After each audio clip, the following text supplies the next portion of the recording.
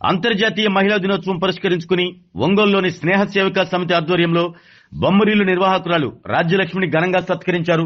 Maurya conference హాల్లో జరిగిన ఈ వేడుకల్లో ముందుగా కేక్ కట్ చేసి అనంతరం రాజ్యలక్ష్మి దంపతులు బొమ్మరిల్లు ద్వారా 200 మంది అనాథ పిల్లలను దగ్గరకు తీసుకుని తల్లిదండ్రుల ప్రేమను అందిస్తున్నారని, ఈ నేపథ్యంలో ప్రతి ఏటా అంతర్జాతీయ మహిళా దినోత్సవం సందర్భంగా అత్యుత్తమ సేవలు అందించే వారిని స్నేహ సేవకా సమితి సత్కరించడం ఆనవాయితీగా వస్తుందని, అందులో భాగంగా రాజ్యలక్ష్మిని సమితి ప్రతినిధులు ఘనంగా సత్కరించారు.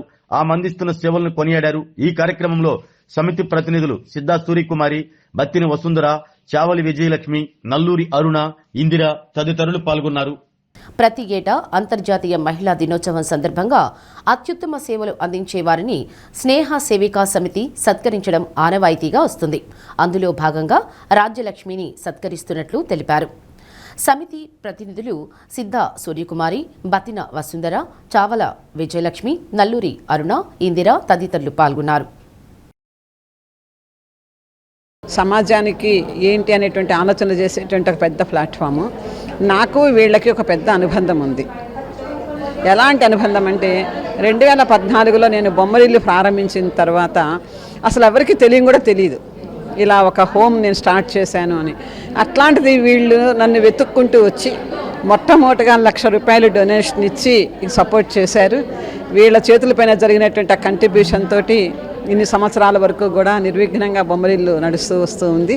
దాన్ని మళ్ళీ వీళ్ళు ఒక్కసారి గుర్తు చేసుకొని మళ్ళీ నన్ను ఈరోజు ఇక్కడికి పిలిచి వాళ్ళందరితో పాటు కూర్చోబెట్టుకొని నాకు భుజం తట్టారు. నేను సన్మానం అన్నను, నన్ను ఒక భుజం తట్టారు. అంటే వాళ్ళు వచ్చినప్పుడు 10 మంది పిల్లలు ఉండేవాళ్ళు. అట్లాంటిది ఈ రోజుకి 200 మంది పిల్లలకి రక్షణ ఇచ్చాము. మేము ఈ స్నేహ సేవికా సమితి ఫామ్ చేసి 25 ఇయర్స్ అయింది.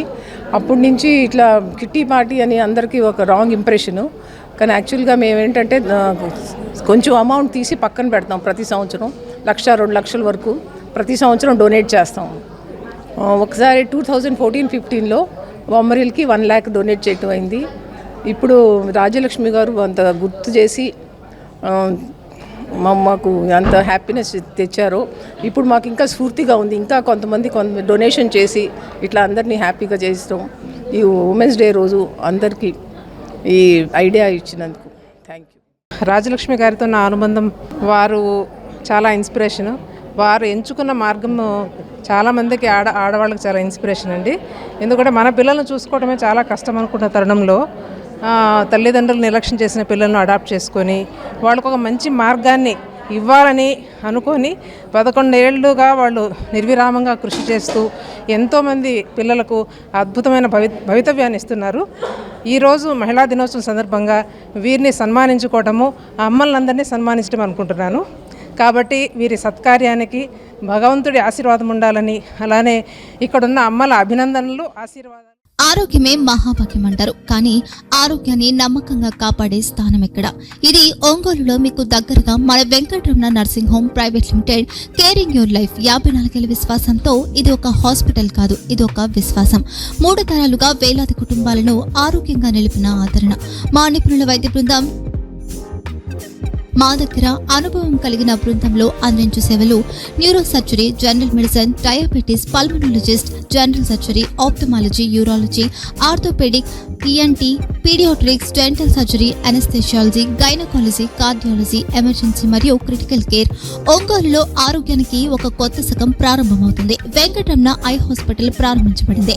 కంటి ఆరోగ్యానికి ప్రత్యేక పరిష్కారంగా ప్రభుత్వ ఉద్యోగులు, రిటైర్డ్ ఉద్యోగులు మరియు వారి కుటుంబ సభ్యుల కోసం ఈహెచ్ఎస్ ద్వారా వైద్యం, క్యాష్లెస్ సేవలు, Medi Assist, Star, GHPL, Aditya Birla, Bajaj Allianz మరియు ఇతర ప్రముఖ హెల్త్ స్కీమ్లు అందుబాటులో ఉన్నాయి. ఆరోగ్యశ్రీ, డాక్టర్ ఎన్టీఆర్ వైద్య సేవా నిధి అందుబాటులో ఉన్నాయి. చిరునామా ఆర్టీసీ బస్టాండ్ ఎదురుగా, కర్నూలు రోడ్, ఒంగోలు.